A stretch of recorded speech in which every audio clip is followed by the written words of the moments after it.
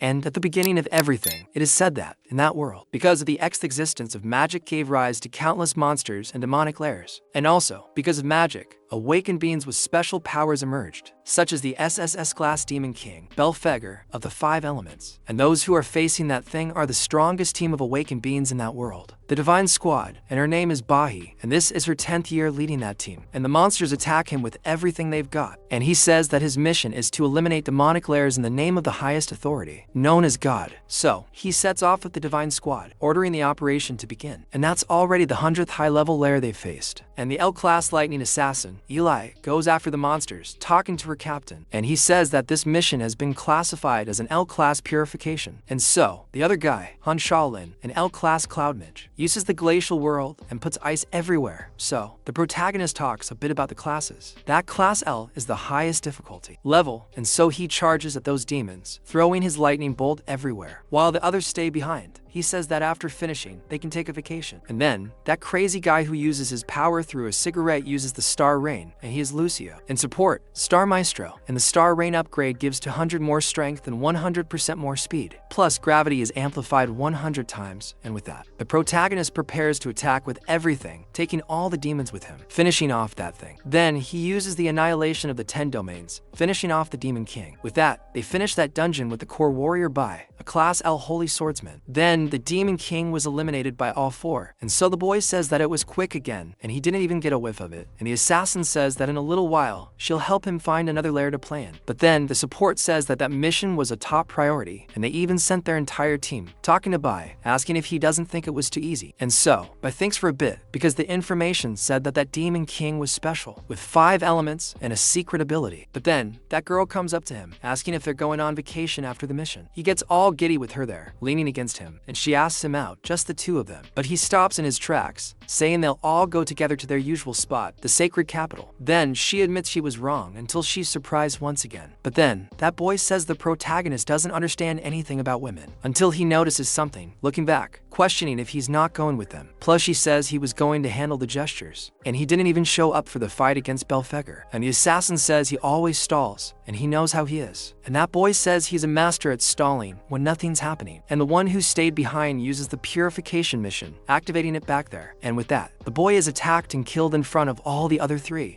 They shout Shaolin, but he says that this is the royal mission, which God entrusted to him. And so, the protagonist notes that his body isn't moving, and says that for the entire past month, his Kofi was poisoned with paralyzing powder. And that guy back there, who has the divine ability to bloom Forbidden Tomb, begins to raise all the roots there. And he says that to kill the strongest of humanity, he had to make sure everything would be perfect. Ibai questions what he's been doing, wondering if he's crazy. And the assassin also asks what he's talking about. And the effect of her ability causes the enemy to faint and lose all defense for a while. And that guy says that this is God's will, the S-class purification mission, to eliminate the Divine Squad. Then he calls Riley and Lucian, squeezing them so he can kill them, tearing them apart in front of Ibai. And seeing his companions being killed, he's powerless to do anything. Watching that scene, asking why he needs to kill them. Because the Divine Squad never crossed the line, asking which God, but what right, had ordered this, and why they would do this to all of them. And so, that guy kneels, talking to the captain, saying that he remains very naive. And so he disappears, going to Bahia, sticking his hand in the boy's abdomen, saying that God wants them dead, asking if he really needs a reason, wiping out the entire Divine Squad in one fell swoop. But then, he questions whether they weren't partners, since after more than 10 years together, they were practically family. However, that assassin questions whether he was his partner and whether they were family, asking if he still hasn't understood that he was the one who received this mission. And on the day they met, God was already moving the pieces. Then he says that they were always just pawns, killing Bahia and throwing him to the ground. And he says that he pretended all this time just to gain their trust. And in truth, he also found it quite disgusting. And so he aims his finger and finishes off Bahia with a bullet to the middle of his head, leaving him completely dead there. And he says to himself that on May 22nd, 2125, the death of all members of the Class L purification mission was confirmed. And it was completed. He will finally be able to take that vacation. But before all his life is extinguished from his body, Bahia is still able to move. And so he begins to speak with God, who proposes making a deal with the boy. And he appears in another place and wonders what this place is, where he is tied up. Then God speaks to him, appearing behind the protagonist in a way that looks more like the devil. Then he looks back, frightened, and asks if he is Belphegor. Despite his fears, he did not die. And he almost threw the boy to hell, because a Class S demon king wouldn't die that easily. And that's his spiritual space. Then he says that the entire kingdom of Nehi is his true life essence. But after explaining a bit, he says enough talk, and they need to get straight to the point. She can't seem to sense it. He's also full of hatred and wants to make a deal with the boy. And his secret ability is called Return to Life, and it allows him to go back to the past, giving him the chance to correct and change everything, asking if he doesn't want that. And so, he remembers all his friends who died because of that traitor, remembering all the time he spent with them. And so, he dies of hatred for that madman Dread, remembering the horrible death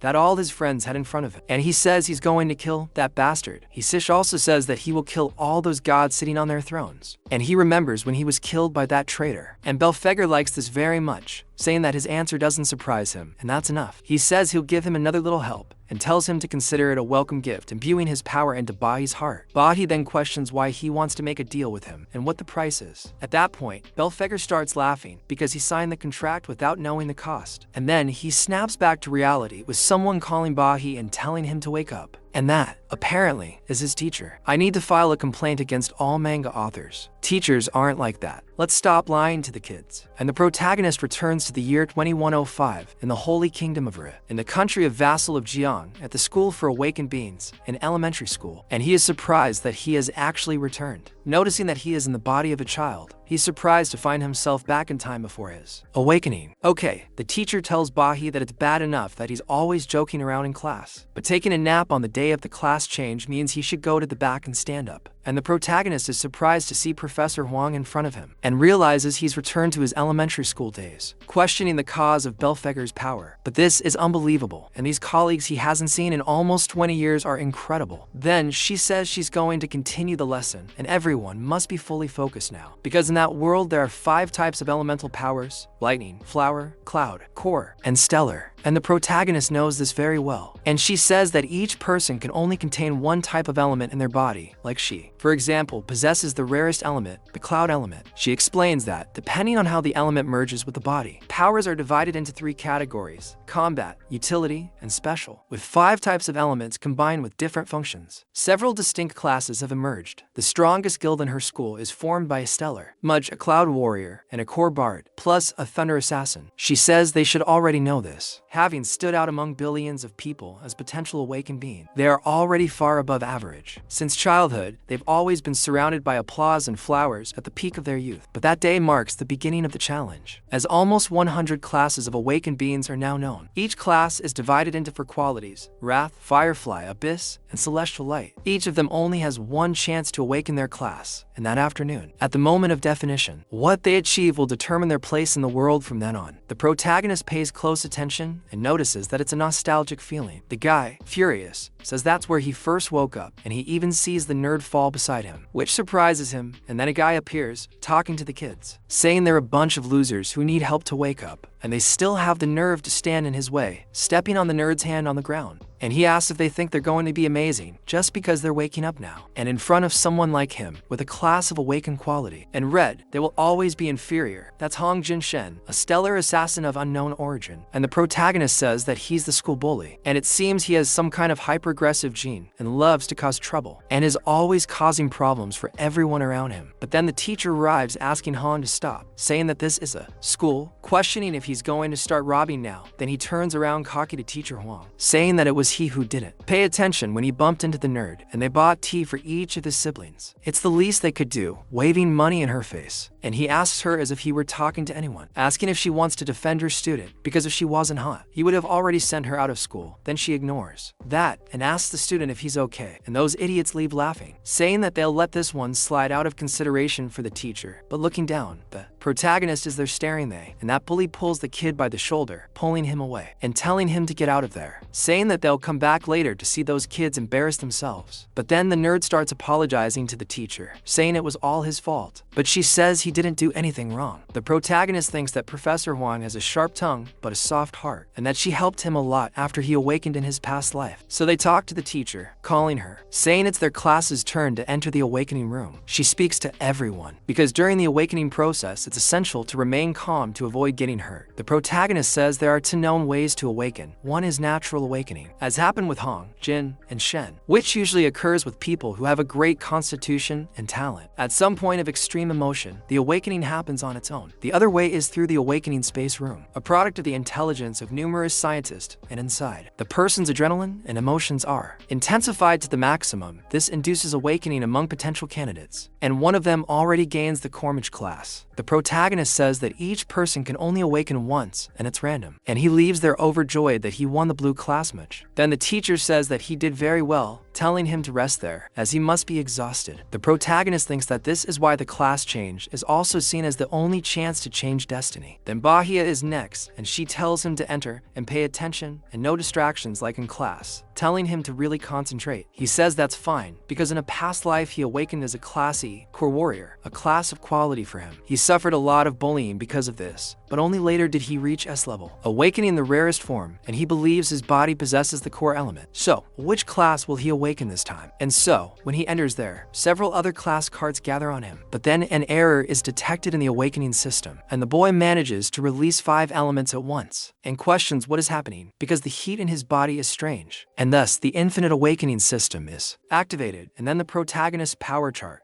It becomes absurd, with the elements lightning, flower, cloud, nucleus, and stellar, with 0 out of 10,000 possible, and since his body possesses 5 types of elements, his initial class can be freely chosen with any element and profession. The system explains that after accumulating enough of a certain element, he can choose to obtain a new random profession within that element, or evolve his current one. The boy can't believe it, asking how this is possible with that accumulation of elements. This means he can not only choose his element and profession now, but also obtain another profession, including almost all qualities: dust, firefly, abyss, celestial, and everything else. He thinks that even that special quality profession is possible, and the system confirms that's exactly right, but only the initial profession can be chosen. Subsequent professions will be random. He remembers the Demon King helping him once again, and recalls that this is what he granted. Thinking about all the stolen abilities and the hack he gained literally, the power of infinite awakening, the system then says that after choosing his initial profession, all elemental bars will be reset, and the protagonist is very pleased with this choice, smiling like the system, which then tells him to choose with. Cautiously, she asks from outside why he's taking so long, until he finally emerges calm and composed. The teacher asks which profession he awakened to, and the protagonist apologizes, saying it will be a disappointment, explaining that he awakened as a warrior of the core, the worst profession being green quality. She becomes frustrated, but says it's alright, as even green professions have produced incredible people, and tells him not to give up on this world, that she won't abandon him. He says she doesn't need to console him, but she says she knows the feeling must be terrible, and tells him to rest, as awakening is exhausting. Then someone starts laughing, and it's the same fool from before, saying that if you just try hard, the world will reward you. He continues laughing at the teacher, because he thought she was a serious person. But this useless motivational speech is ridiculous. He tells the teacher that she knows the truth, that reality is nothing like that, and that dust quality means he's at rock bottom, and he says that's how this world is. Even the gods choose carefully, and they only choose the strong, and the weak are only good for being trampled on. But the protagonist, having heard about the gods, gets very angry, and the teacher asks why he's there again. He says she knows. Being of the dust class means he'll be stuck in the shit forever. He questions why it has to be this way, and he says it's because this is a society without strength, without origin, without a future, always in the shit, abandoned by justice. The strong gain the best resources and become even stronger, and the moment someone of the dust class awakens, their fate is sealed, and they become trash among the awakened. And he questions changing his life through effort, about being the genius of the dust class, asking if he really believes in that crap. And it's like birth, his destiny is already defined, and that awakened school is just a reflection of that, asking the teacher if it's not wrong again, arrogantly dismissing her, and saying that she's a firefly class, so she should just stay quiet and mind her own business.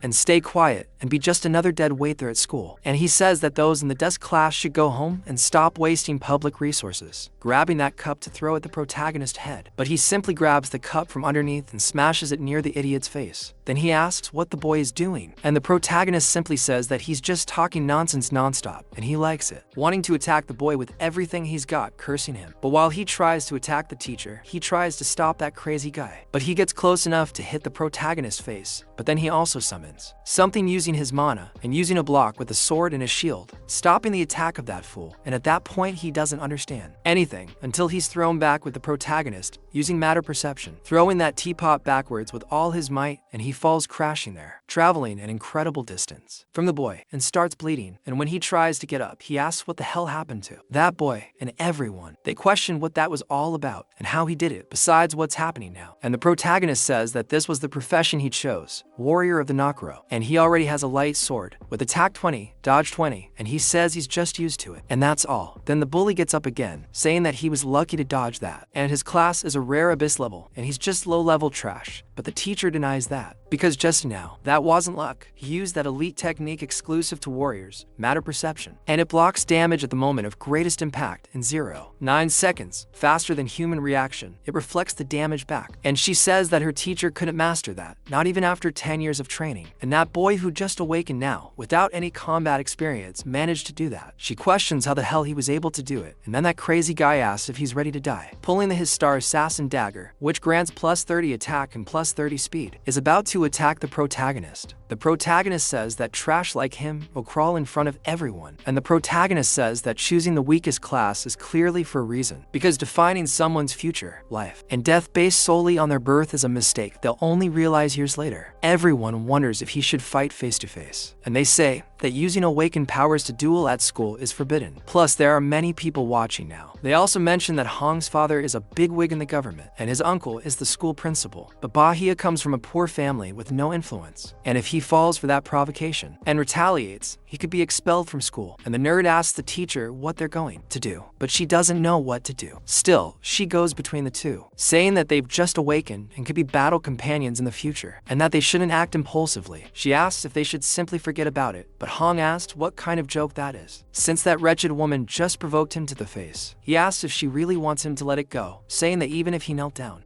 and if he begged now, it would be too late, and he would, to show him the abyss between the chosen ones and the trash, which is impossible to cross. The teacher says that's exactly right, because the reason for the huge difference in qualities is that the attribute bonuses are completely different. The core warrior profession gives a 100% attribute bonus, 53 strength, 61 stamina, 41 speed, and 26 luck, plus elemental power at 8 and spirit at 11. The skills are block and impulse. She says that in the dust quality, the bonus is 100%, meaning the values remain as they are. The same profession in the firefly quality receives 150%, and in the abyss it receives 100%, doubling all its attributes. Hong prepares to attack, and she says that at the moment of awakening, abyss-level professions already have double the attributes of dust-level professions, and this abyss of power is something that can never be overcome. Then they think he's screwed, because in terms of strength and influence, the neighborhood will be completely crushed. So why did he provoke someone stronger than him? He thinks that wretches like Hong are truly detestable, but in such a society, if they want to survive, they have to learn to dodge the trash, and when that fails, they must simply learn to swallow their pride. Only those who know how to yield can resist. Confronting head-on is the dumbest choice, and what awaits them is even greater humiliation. So Hong unleashes his fury on the protagonist, and the teacher tells Bear to be careful. He asks if he's still going to try to block, but the perception of matter consumes too much energy, and Hong and Jin Shen's attack is too strong and too fast. So it's over. He won't be able to hold on. Hong says he wants to see him dodge this, but the protagonist simply smiles, wondering why he would dodge this by facing it head-on, using the phantom step to appear behind Hong, passing through him, making him hit the air. He doesn't quite understand, questioning when the boy ended up there, but he starts coughing up blood while asking how he got there. Then the protagonist simply calls them over of trash, while he keeps spitting blood out, and Bear says that's where the trash should be. So they question again if they saw what just happened, because it seems that Hong simply fell by himself, and they question what that was and if he slipped. My friend, if you ever slip and start spitting out that much blood, go see a doctor. I don't know, call an ambulance or just face it, because you're in trouble. And both the nerd and the teacher also think he tripped by himself, but the girl in the back thinks that he activated the warrior's impulse ability at the exact moment Hong attacked. And it wasn't just the impulse, but his advanced form of the phantom step. But she keeps wondering what he did at that instant to hurt his opponent. But with just one blow, he finished him off with great ease. And Bear not only mastered the basic warrior skills, he also managed to apply them perfectly in real combat. And she is the representative of the kind class, and thinks that even in that brief moment, he still thought and avoided breaking the school rules. And she asks Bear what happened to him. The experience gained by the boy is 50 XP.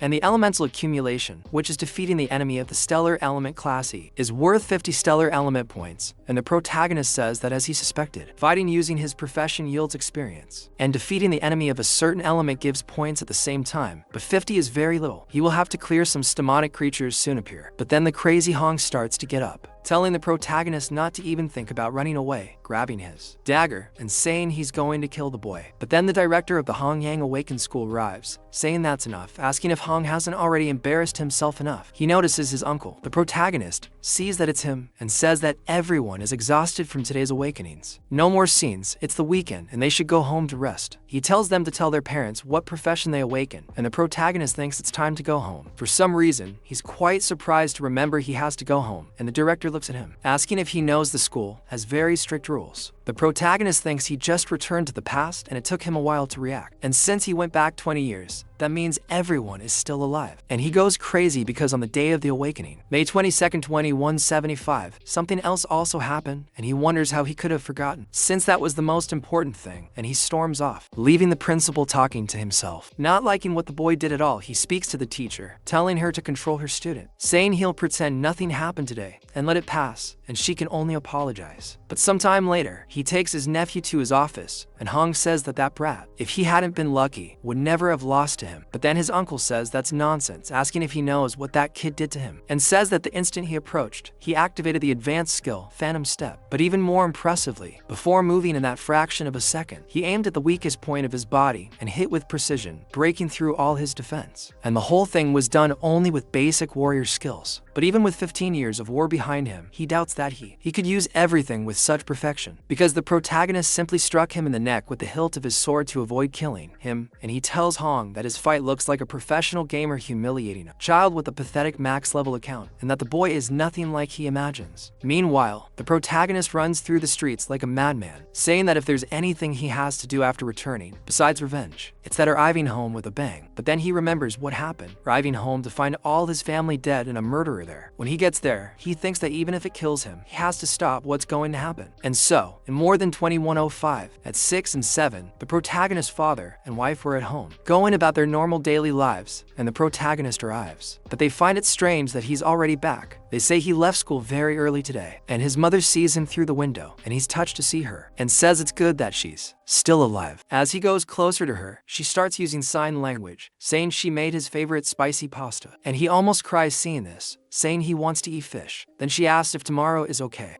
because she prepared some spicy pasta, and they're going to eat it that day. And the protagonist agrees, saying he's very hungry today. And she says he's hopeless, and goes to get something. He says he'll go with her, but his father says his mother can go alone, asking what the problem is. Since he comes home, without even greeting his father, he asks if today isn't the day of his awakening and speaks to him, asking him to tell him the good news, grabbing a beer. Here he is a Class C warrior, with a 400% attribute bonus. As soon as I laid eyes on him, I had a bad feeling, and I didn't want to believe it, but the bad feeling ended up coming true. He says he came home early from work just to celebrate with him, but the protagonist says it's a shame because he didn't awaken today. He says the weather didn't cooperate that day, and the awakening process took too long, and they didn't even have a chance to do it. Then he asks why he came back so early, because the son of the great law awoke with the class of firefly quality, and like father, like son, both useless. And like his son, at the very least he had to awaken a quality of abyss, and in his time, without any support, he awoke with an abyss. He works incredibly hard to support him, and put everything into the boy. Then he asks him what his profession is, putting on a terrible show of arrogance towards his own son, trying to intimidate him. But the protagonist continues to say that he hasn't awakened yet. But his father breaks that beer bottle over the boy's head, saying that he's does class, because he pretends to study so diligently at school and awakens a garbage profession of dust quality, asking if he wants to embarrass him. And the protagonist says that he needs his father. An awakened one. He's a violent man who doesn't know how to control his emotions, and you can really see that, because he kicks the protagonist in the face, throwing him far away. And he says that he's already done it. So much time had passed that he almost forgot what happened on the day of his awakening. On May 22nd, 2105, in his past life, when he discovered he was a dust quality awakened being, he found it shameful, so he began to beat himself. His mother stood in front of him to protect him, as always. Back then, he was too weak and fearful, so he beat his mother for an entire hour until she calmed down. That day, she suffered a broken leg and a blow to the head, leaving her with mental scars ever since. This is why he has suffered until now. But now the protagonist says that he is awakened as a classy core warrior, having chosen this profession because of a special advantage. But he will still need to wait a while before daring to use it. His father orders him to stand up, ready to continue beating the boy. And the protagonist thinks he is a Class C professional, abyss quality, completely different from Hong Ki and Shen from school, and he has real combat experience. And his father says he was completely wrong, while the protagonist thinks that at this moment, he has no way to defeat him. So he says that he should never have let his mother give birth to the boy. And the protagonist says that today he was home early waiting for him, and he won't stop until he gets what he wants, so he has to get his mother out of there, because at least he managed to get her to leave. But then she comes back seeing what is happening and throws the noodles on the floor. While he is shocked to see the father hitting the son, the protagonist asks why. She came back so early, wondering if she returned so quickly just because of him. And she thought he couldn't go hungry at home, and she hurried back. Her father is surprised that she returned so early, and that crazy guy comes up to her, saying she'll see the kind of trash she gave birth to. My friend, it's hard to stay angry, but I'm angry at that guy. Then the protagonist remembers when he did some time in prison, and his cellmate tells him that he heard he was the first to advance from a green class. And normally a class can only enter the advancement stage by at least blue class A. He questions why he advanced so early, and on top of that, went straight from the green class to the very rare platinum class, asking why he was imprisoned, saying that this place is only for death row inmates. The protagonist says he deserved it, questioning how he could hit his mother like that, and at that moment he is witnessing it again, attacking his father. But he just turns his hand around, throwing the boy too far away. The protagonist falls injured, thinking that experience to awaken beings, even without using their abilities, are much stronger than ordinary people, and normal people can't withstand a punch like that. She then goes to her suffering son, begging him to stop, shaking her head. He says it will kill him, and tells Hu Yang that the day he learned she was pregnant with a boy, he was overjoyed, and he finally thought it would be his chance to bring honor to the Bai family. Those two useless brothers of his can't have a son, but he, by Li Sheng, managed to have one, and the Bai family still depends on him to shine again. But why? Because he immediately awakened the worst class of all, a green class, a useless one who can't even advance in class, and it's all the fault of her shitty genes, preparing the chair to hit her head, and she really just stands there waiting for the blow, because she has nothing else to do. But the protagonist uses the phantom step to hit his father, throwing him away, breaking the chair, defending himself, telling his father not to touch her, and then he says that this was interesting, because he managed to hurt her. Then his mother becomes totally desperate, and his father then asks the protagonist if he created his Fano, which was very good, and very good indeed, and the protagonist thinks that it will still take some time, and he needs to hold him back first. But his father advances with everything, grabbing the boy's blade in front of his face, and uses matter perception to stop the attack. But his sword is shattered, and the defense is also broken. He notices that he broke his defense directly, and it's a power difference. It's absurd. And so he thinks his ribs are hurting terribly, and it feels like they're going to break, because his father is very strong, and he keeps getting beaten. And he says that this is the time for the boy to challenge his father, attacking him once again. But the protagonist continues to defend himself from all his attacks, while he enjoys hitting his son, saying that he is in too much of a hurry, and the protagonist says that he will not dodge. And then he says that the boy has courage, but asks what good that is, because with such a weak class, it is obvious that he deserves to be beaten to death. And the protagonist says that in this life, he will not let any tragedy repeat itself. Then he questions if the boy is getting cocky just because he woke up, asking if he doesn't know who's in charge anymore. But then they order him to open the door, and he questions who came to interrupt just now, and the protagonist says that they have arrived.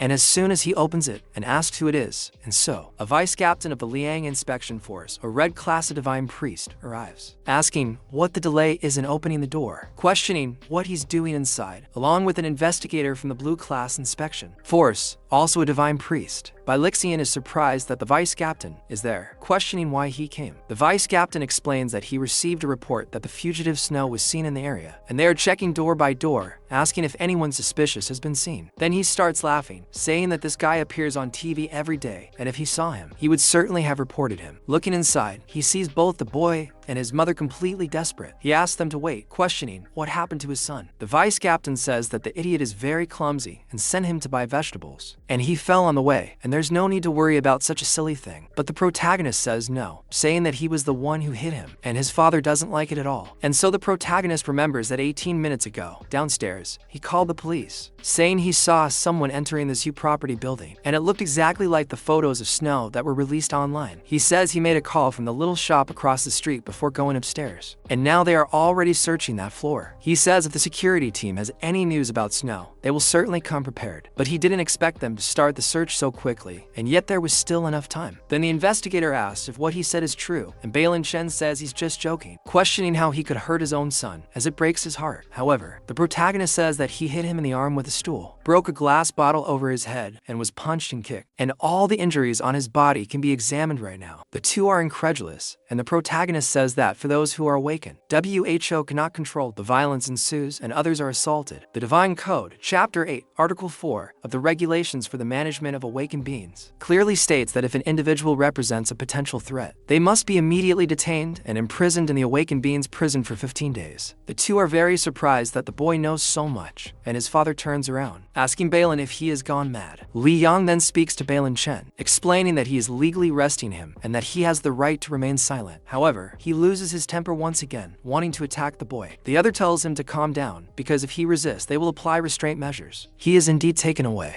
and the protagonist calms down, speaking to his mother, but she simply hugs him and tells him that everything is alright. Thinking that this time he protected his mother, but he only has 15 days, he tells her not to worry, because this will be the last time, and he thinks he has enough time to get stronger, and he won't let this beating be in vain, because he just stole the key to his safe, that thing for which he was able to betray his own companions in the past, which was what allowed him to climb step by step, from Class E to Class C, and he goes to the safe, saying that until today he kept it a secret from him. And in his past life, he only knew of its existence after he died, and with him, perhaps he could explore a demonic lair alone. Currently, only demonic lairs serve to level up, but all current lairs are under the control of the Divine Squad, and you can only enter if you are part of a guild. The only lairs he can access now are those managed by the school, and also the hidden lair, which he knew from his past life. The hidden lair has a secret recommended level and difficulty. He arrives there, saying he needs to get stronger as quickly as possible and surpass everyone. It is said that the demonic lair is a place inhabited by monsters, and awakened beings enter to fight and gain experience, increasing their power and level. The awakened levels are E, D, C, B, and A. On that same day, the 22nd and 2nd, in the inspection team's detention room, they say that this time the entire security team was alerted, and even the vice captain was immobilized. In the end, they found nothing, questioning whether it was an alarm. Whether it's real or not, they can't let their guard down. They can't get involved rebelliously, and if snow is really in their county on the squad's anniversary, it'll be a scandal. One of them says he heard the captain will be returning earlier this time, and they say that if it's not something, they should discuss it. But then Bai Li Shin speaks to the vice captain, asking him to give him a break, saying it was the first time, and he swears he won't do it again. He says he heard his wife is about to give birth, and he has a friend who manages the best postpartum center in the whole county, Zuxi. But the vice captain questions if he's trying to bribe the inspection team, saying he used to be a guild member, asking if he remembers. Then when he got to that point, Bai Li Shin is lost, and the boy says that being caught for bribery doesn't just end in detention, and tells him to rest, because tomorrow he'll be transferred to the prison of the awakened, and sends he only keeps his head down for a while. But then he continues with a lot of hatred for Bai, and so the protagonist says that in 15 days he will get out of prison, and until then he needs to get stronger as fast as he can. And the demonic lairs are his only option now, and they can appear anywhere and are parallel dimensions to his world. And you enter through a portal that appears out of nowhere, and as soon as they are discovered, the guild usually sets up a garrison in them, and it is said that they contain a large quantity of demonic beasts and demonic ores. And so the level increases with those ores, as they are the best choice for the awakened to evolve their abilities. But the problem is that they are extremely dangerous, and normally you only enter with a team after an official inspection. And in his past life, this demonic lair only appeared in the news 5 years later, and it had been abandoned for too long without ever being detected, and it was only discovered when the demon clan invaded the human world. And he says that a Class F lair normally requires 3 Class E awakened beings, and where Class E requires a team of 5 people with 3 Class E and 2 Class D. And so, considering the current date, there's a 90%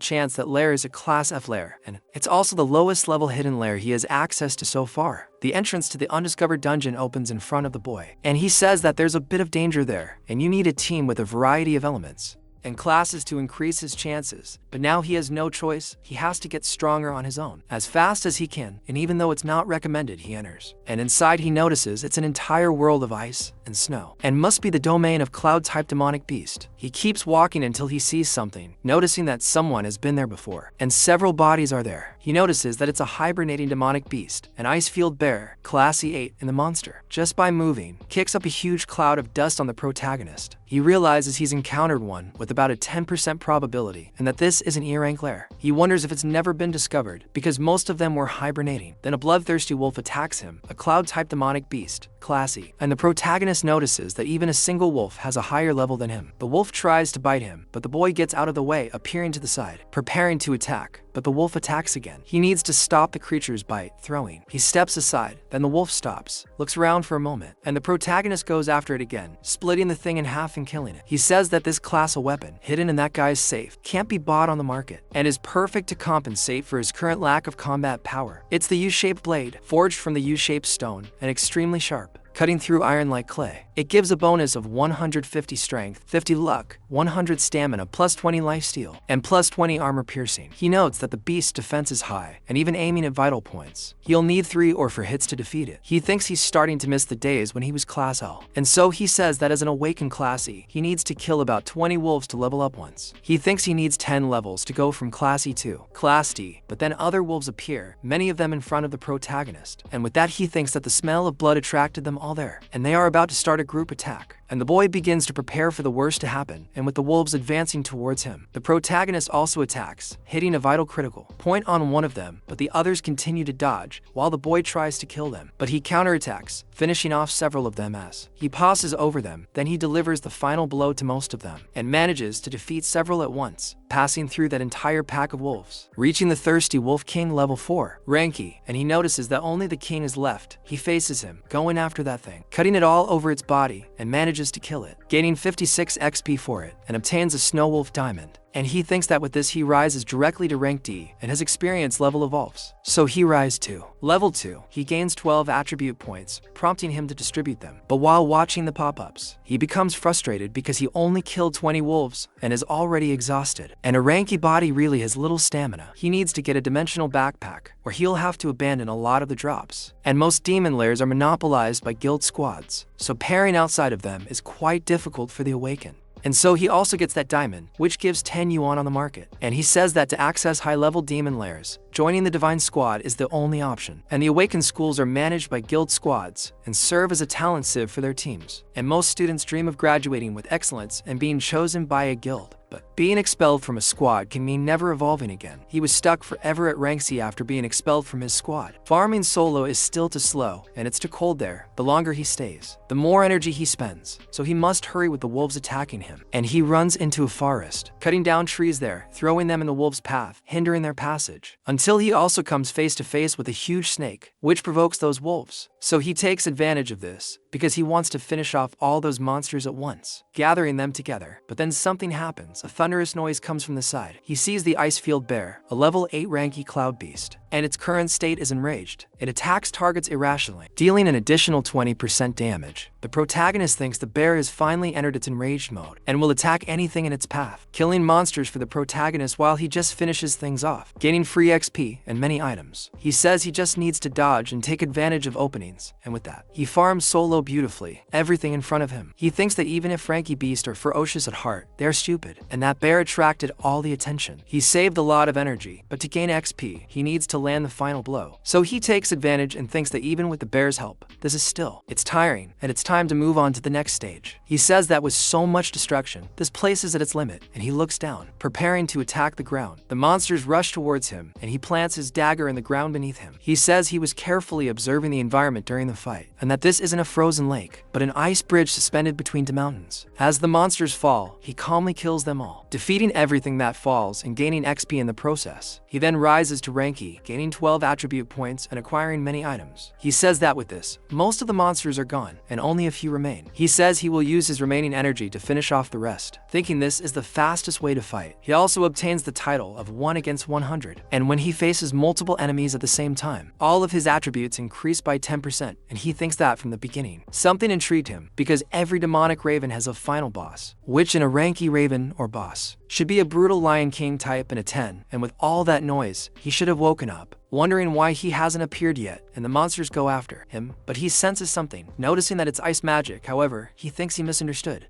That thing wasn't sleeping, he was just waiting for the right moment to attack, waiting for him to tire and get there. So he freezes the monsters that were going after the protagonist, trying to freeze him too, and he says it's an inescapable trap, terrified of it. And then his leg is frozen while he tries to run, and the boy feels that he's in trouble at the edge of the abyss, and even the ice bridge was a trap, and all he needed to do was appear at the end and collect the rewards. In this low-level Corvi really did have a boss, and the boss is in front of him, a sentient boss, level 11. Rank D, a cloud-type demonic sorcerer, boss of the demonic Corvi, lord of the frozen forest. Other rank E demons, level 10, also appear, 2 of them of the frozen forest demonic monkey type. And the protagonist, seeing this, realizes he's in trouble because that mage is smiling at him and he's in a very bad situation now. On Saturday, May 23, 2105, at 10 a.m., inside the hidden maniac's lair of rank F, the protagonist is frozen along with the other monsters in front of the bosses of that place. He is completely frozen, and if it continues like this, his body will lose all its heat. One of the monsters raises its finger towards the protagonist, throwing him from the monkeys onto him. He thinks his only choice is to try to react, and when the monster gets close enough, he breaks the ice and uses his block, returning with matter perception, attacking that thing, but also getting badly injured. He says that his only option is to use all his energy to break the ice, but this will consume an absurd amount of stamina. He uses the rupture, which causes the awakened one to use all their energy to try to instantly break free from a state of control and consumes a large amount of their stamina. He says it will take time to conjure such powerful magic again, and he has to defeat him before that. Then, that mage continues to pursue the protagonist alive, and this time, he thaws the other monsters to help him, and the protagonist sees that things are going badly because the bear from the ice field has returned, and he says that the core type is naturally weak against the cloud type, and with the vigor he has left, it will be difficult to deal with just those 2 monkeys. But there are still other huge monsters around, and if more appear, things will get really bad. Then, one of the monkeys lunges at him, and he needs to stop that club with just his little dagger, and he thinks his chances of victory are 0, and the monsters, being coordinated, attack the protagonist using joint attacks, but the boy manages to jump back, so he thinks it's no use, because he can't use much more strength, and that bear lunges at him again, while the protagonist sees that things are going badly, and receives that kick, and is thrown back. Then he notices that the environment is too cold, and his stamina is almost gone. Everything is going wrong for him, and that mage continues to summon even more spells to mess with the protagonist. This time, he uses Ice Storm, and Bahi is surprised that the cooldown of his ability is so fast. But he ends up noticing something. In his past life, he faced all kinds of difficult situations, and through those repeated challenges, he developed a perception to recognize opportunities. But now he only has 2 options.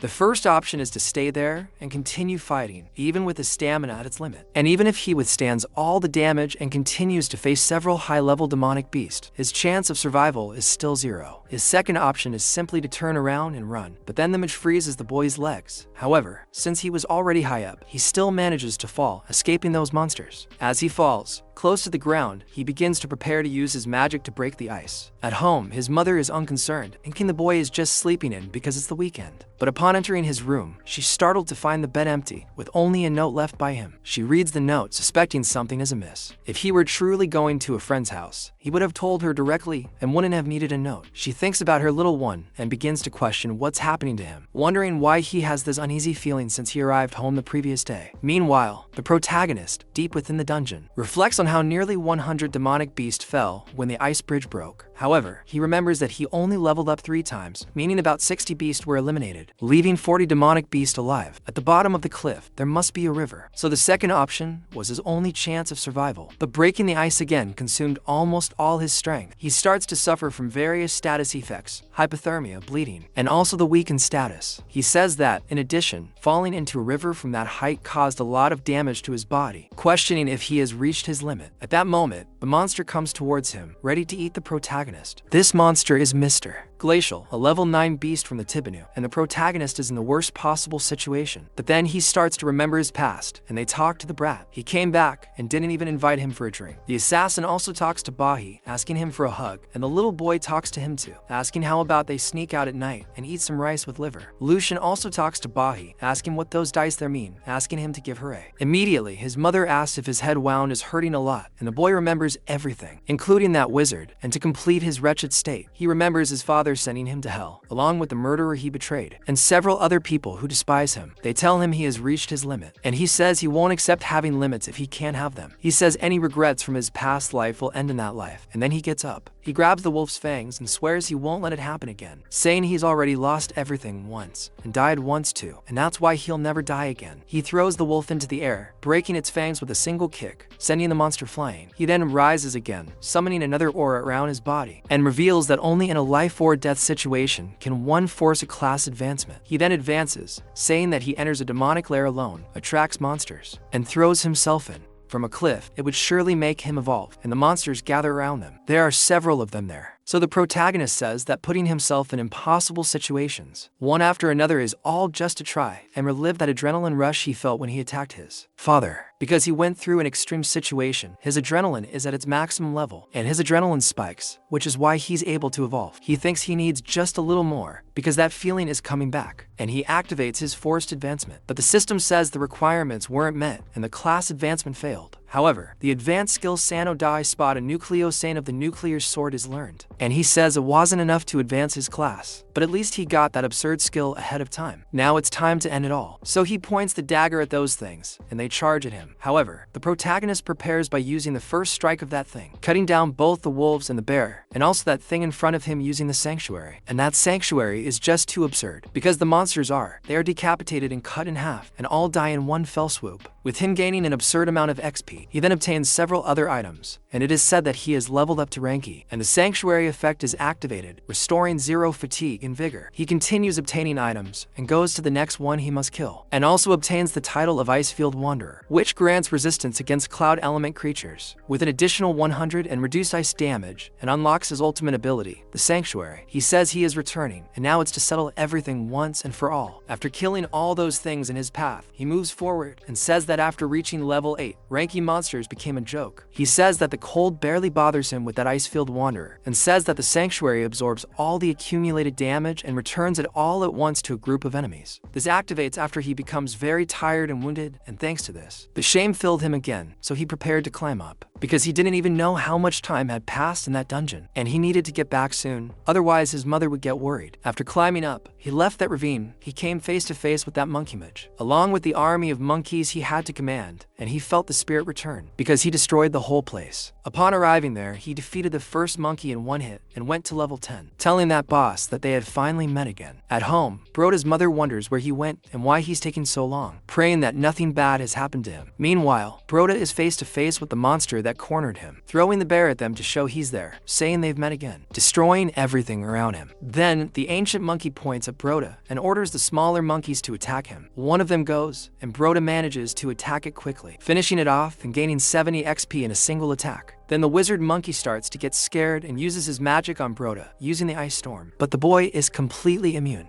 That passes through the power of magic, and it is said that the effect of resistance, the cloud-type element, is activated, and the freeze is successfully reduced. Then, when he goes after that thing, he takes a kind of staff from his bag to attack the creature, along with the remaining monkeys. He says that if he finishes it off, he will reach the goddess rank in the Phantom Step, going after the monkey and tearing off his hand in one go. He begins to feel fear at having his arm ripped off. When he sees the blood flying, he manages to follow the creature with his eyes, but Bai simply says goodbye to it, completely chopping it up. Then he successfully defeats the level 11 demon sorcerer, the Lord of the Frozen Forest, gaining 1,000 experience points. With this, he advances to the core warrior rank, D, and gains 12 more attribute points. The items are ready to be collected, but then something starts to tremble near him. It is said that enough cloud-type elemental energy has accumulated, and a new profession is about to awaken. He says that he fought for so long that he forgot about it, that he could accumulate elemental energy of other types, so he starts acquiring another profession, and the profession he gets is cloud-type mage, rank E, level 1, and he can change professions at any time. He's surprised that he got a red profession, because even though it's only rank E, being red gives him a 200% bonus, and his attributes are already almost at the same level as his rank D warrior class. So, the mage weapon in front of him is the magic stone, rank D plus 40, and spiritual power plus 40 as well, and it expands the range by more than 50%, along with the rank D magic pouch, which can store up to 20 items. The monkeys are there, surprised that the boy simply bent down to pick up those items. And when he picks them up, he thinks that since that's the case, there are still some worms left, and he'll take the opportunity to test these new powers. He successfully switches to cloud-type mage quickly, invoking his power, saying that they'll see how this new profession, which he's never used before, works. And so, on May 24th, Sunday, at 5 a.m., the protagonist's mother is very sad, terrified that the boy won't show up at all until he opens the door, surprising her. She jumps up, and he apologizes to his his mother for taking so long, but she just runs to him and hugs him. Then he asks if she's been waiting for him all this time and hasn't even eaten yet. He tells her he has a proposition, asking if she wants it or not, while she cries clinging to him. He calls his mother over so she can get out of the way, because they're going to leave him behind for good. He says he used that magic bag to take everything except essential weapons, and he also separated about 10 or more very valuable items. He's going to sell them to a guy who tries to scam him by offering 800 gold coins, but the protagonist says it's worth about 8,000, and he questions if he's joking, since a little stone like that is worth all that. But the boy takes the stone, telling him to accept it or not, and he's about to leave. But then the man tells him to wait, saying that he can't just throw out such an absurd price and walk away, saying he'll pay 2,000 for each one. But the protagonist says it's 5,000, and he tries 3,000, saying that's the maximum he can pay.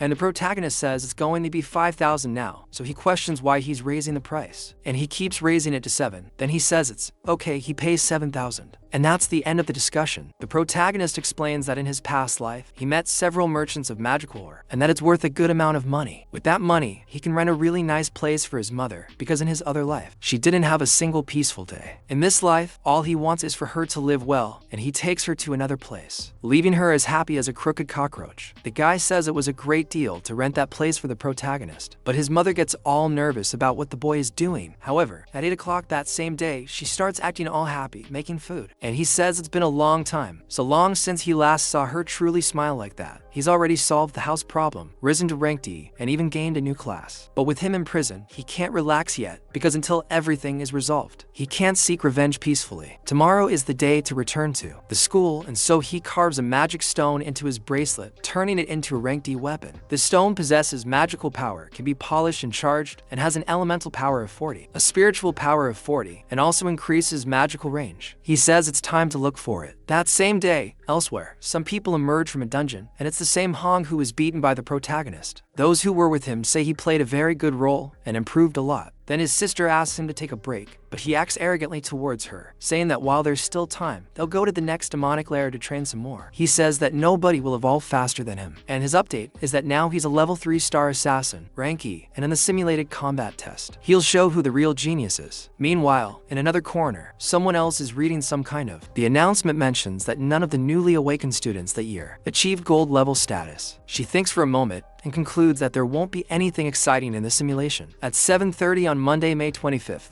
the protagonist is eating with his mother, who is preparing a feast. He asked why she didn't wake him up by eating quickly, and she says he was sleeping so soundly that she didn't have the courage to wake him. She tells him to eat calmly, because being late sometimes isn't a problem. The protagonist thinks it had been a long time since he had slept so well and never had a real breakfast with her. But his mother touches his shoulder, and he asks if everything is alright. She asks if there's anything he wants, a toy, a book, some electronics, and he's surprised that his mother would want to give him a gift out of the blue, questioning what's happening. And she says that next Friday is her birthday, and he finally remembers that and realizes that July 5th is actually his birthday because he'd forgotten about it for a long time. After all, in his past life, after his mother died, nobody celebrated his birthday anymore, and he ended up forgetting the date, wondering if there's anything he truly wants. But what more could he want? He says that what he wanted most he already has. So he says that now it's time to move on to the next goal, becoming completely serious, saying that he's going to finish him off, that traitor. And in that moment, at the School of the Awaken, a teacher speaks to all the candidates, saying he hopes they rested well over the weekend, that it's time for training to begin, the infernal simulated combat training, and everyone there must know the importance of simulated combat. He explains that his School of the Awaken is directly subordinate to the Divine Guild, and the Divine Guild will be watching their every move. The simulated combat is precisely the first stage where everyone performs after awakening, and this battle will be their final evaluation in high school. Yes, it will be broadcast live, and most importantly, whoever performs best in this fight will win the chance to participate in the training journey, along with the advanced high school students. The training journey is the fastest way to get closer to the Divine Guild, and the school gathers the best elementary and high school students to travel to the sacred country, to the Divine Guild's headquarters. The protagonist thinks about everything he said, remembering that it was there that he met his master, and also where that guy was born, but he and his master never got to meet. He only joined the team after him in the Divine Squad, and if he wants to find him, excel in that evaluation, and enter the training journey, that's the fastest way. But then, one of them says that the simulated combat is on Friday, and he's very nervous about it. The nerd asked if he heard that they're going into the demonic lair for testing. training, questioning if they'll really be able to handle it. But then, that teacher says that they're going to start the official training, and the first phase is physical conditioning, and that's the gravity room. Everyone starts with 10 sets of zigzag running, and everyone gets excited. However, the protagonist doesn't care much about that, and so he talks to the teacher, saying that he doesn't want to use that training room. Everyone looks at what Bahia is saying along with the teacher, and he says that he heard about the boys' disagreement with Hung Keen Shang over the weekend, but he sends the boy away. Don't think that just because he beat a red class professional, he can afford not to train. However, the protagonist says he wants to do more specific training, and the teacher is startled by this, questioning what he means and whether he's implying there's something wrong with his current training method. He says that physical preparation is important for almost all awakened beings, so there's nothing wrong with using the gravity room, but the round-trip run is only useful for classes that need speed and coordination, like warriors and assassins, and it's not necessary for everyone. Evil and conjurers, for example, benefit more from the elemental room training control over elemental power, and in fact, depending on each individual's attributes and habits, the focus of the training also changes, and the teacher, whose ego has been shattered, questions whether he's telling him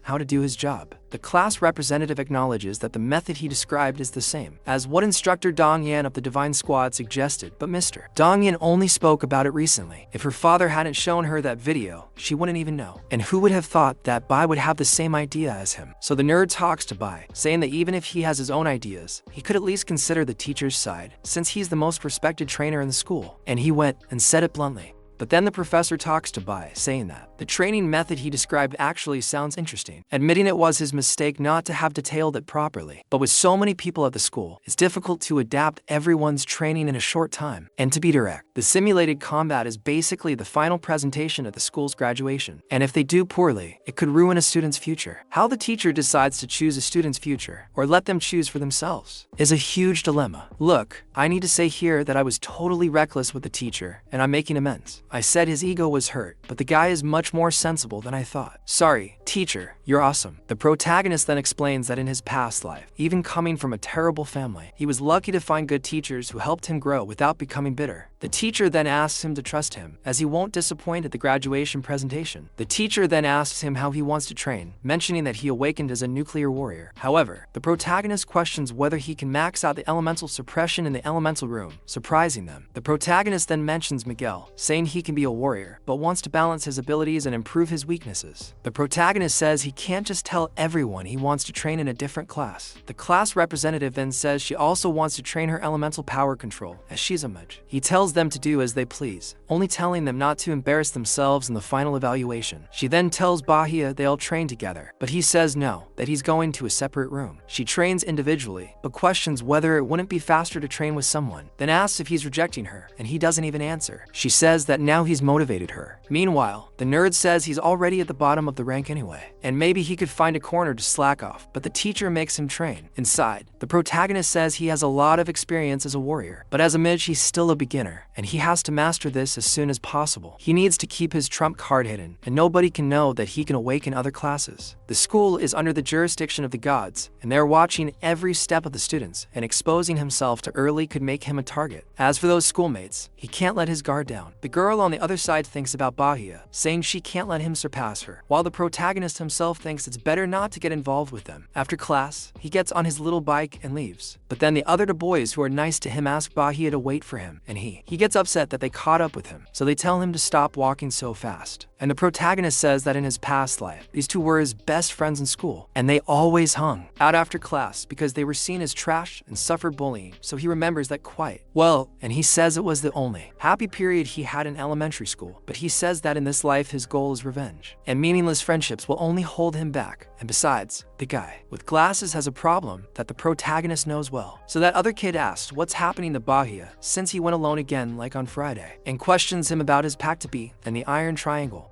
And the nerd asks his friend if he doesn't think that the protagonist is stronger because, after waking up, he seems much more confident. He questions why someone who learned to ride a bicycle would wait for someone who still walks, but then the protagonist stops and talks to the boy with glasses, saying that when he has time, he should get a lung exam. The boy questions him about this and the other exam, saying he knew he would wait, but the protagonist says no, saying they can't keep up, leaving them both behind. The boy says that if he didn't have the energy, he would go after him, but the nerd snitches on him, saying he only finished 6 grades. The protagonist replies that he's saying it as if he'd finish more, and the protagonist says that in his past life in high school, the boy with glasses was diagnosed with a lung disease and dropped out of school because of it and died shortly after. Even though they aren't friends in this life, he hopes that he at least has health and lives well. Then he says that the guy suddenly became cold, but the boy thinks that he really has changed a lot, but still feels that he's still the same. And so in the sacred realm of the rookie training camp, a guy with a bossy attitude says he heard that the new recruit of the Divine Squad has been excelling, and questions if it was the guy behind him who broke all the records, and he says he's exaggerating, and that same guy with dreadlocks, and he says it was him who introduced himself. Then on Monday night, the protagonist talks to his mother, telling her to try not to go out alone from now on because he'll be arriving earlier at night and he'll bring the groceries on the way, and he thinks that's still not enough. His mother needs a more stable and safe environment as soon as possible. And in the prison of the Awaken, his father is there until he talks to the guard, saying that he'll leave this matter to him, and the guard tells him to relax because he bribed that scoundrel, and he says that everything is already settled and he'll be able to leave tomorrow and on Tuesday at school. The protagonist says that in that time, he became familiar with the mage's abilities, and the secret is to get the timing right and accumulate elemental power. And that other kid, his friend, says he's going to do 10 sets that day, and on Wednesday, the protagonist continues training, and the nerd too, and then they go up to Bahia, asking if he wants to have dinner with them, but he says no, saying he needs to go home today too, and they are totally upset that he's so cold, but he says that the preparation time for his archer skills is too long, saying that he should train the initial movements more, and so the boy really likes him helping him. And on Thursday after class in the school infirmary, the nerd actually goes to the doctor to check the thing in his lung, and he says that it's a good thing he came to check because this type of parasitic lung cancer develops very quickly once it starts growing, and he says he needs to schedule surgery at a decent hospital soon. Aside from that, he'll be fine, so he thanks him, saying he'll schedule it for next week. Remembering the protagonist telling him this, he said that if it weren't for missing a physical exam at school, he wouldn't have even considered getting this long exam. He asks how Bahia knew and what happened to him. As he leaves, he overhears other people saying that King Shen cheated again and that he's already risen to rank E4 and will end up first in the evaluation. Then the guy in the wheelchair asks how he did that,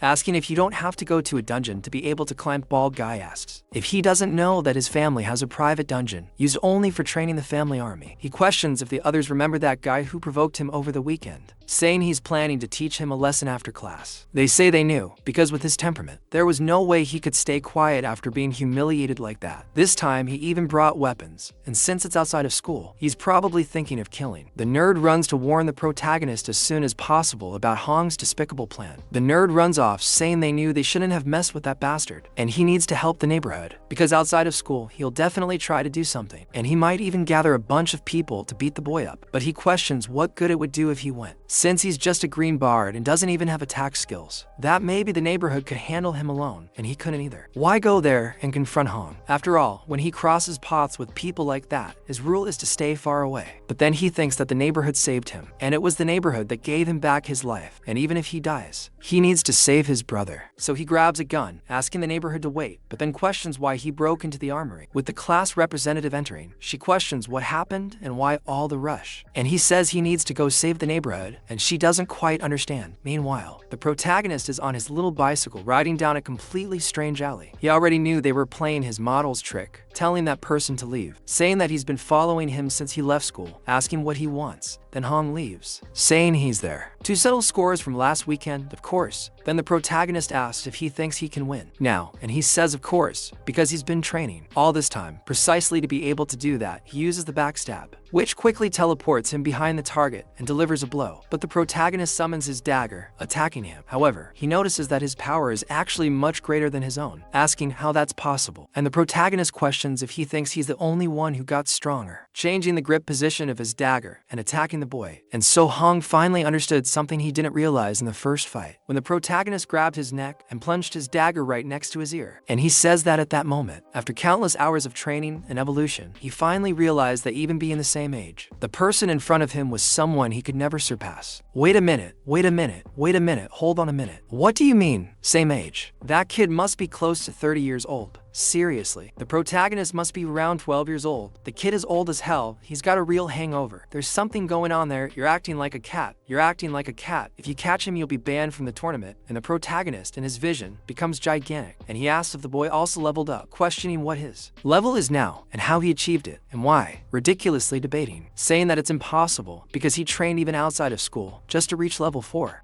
And tried so hard, questioning how the protagonist managed to protagonist, seeing him faster than him, asks about the effort he put into removing the dagger from the boy's neck. He questions whether the boy has ever died before, placing the dagger against his neck this time. The protagonist tells the boy to stop talking, saying he can do whatever he wants with him, kill him, torture him. It doesn't matter, saying the boy has considered him inferior for a long time. The protagonist says he just thinks so, but it's not like he hates him. He followed him there, could have ambushed him, called for backup, but no, he went alone, and just wanted to see if he was strong enough to face him. But then he starts kicking and screaming again, saying that's enough, that either he kills him now, or he should wait because he will kill him, telling the protagonist to stop acting tough, as if he knows everything about him. The protagonist asks if he wants to know, telling him to forget it, because he's already starting to hate him. That's true, but then the other two arrive, the nerd and the representative, and he notices what they're doing, but also notices that it seems there's nothing they can do, since the protagonist has already mastered the whole situation. Then he says that he was actually waiting for Hong, because he has a proposition, and if he wants, he can show him a way to get stronger, much faster, but for that, he'll have to give him something in return. So, on May 29, the Friday of the evaluation, it's announced that the training week is over, and the teacher says that the combat simulation is about to begin. He says that before anything else, there's something he needs them to understand. Despite being called a combat simulation, the place they're going is a real demonic lair, and much of the danger has been sealed off by barriers, but it's still no joke. And there are creatures inside, so they must act cautiously. To help, senior high school students will accompany them. They will only interfere if absolutely necessary to ensure their safety. Of all the students, the teams will consist of 4 to 5, with a veteran leading each group in a dungeon. They can choose between rank F for UE demonic lairs, and the rank E demonic lair is very difficult. If you're not prepared, it's best not to risk it. If they fail the mission, they risk losing school credits. Now they must choose the difficulty level, and after that, they will form the groups. He says that whoever wants to try the rank E demonic lair should raise their hand, but few people raise their hand, as everyone is scared. The nerd tells his friend that they are very confident, and had the courage to challenge the rank E lair right away. The other says that if it weren't for the green class, he might try it too. The teacher concludes the selection, saying that out of 180 students, only 8 chose the rank E demonic lair. The representative is surprised that Bahi didn't choose rank E, and he says that the rest will be randomly distributed among the rank F demonic lairs. But Bahi speaks to the teacher asking for a second,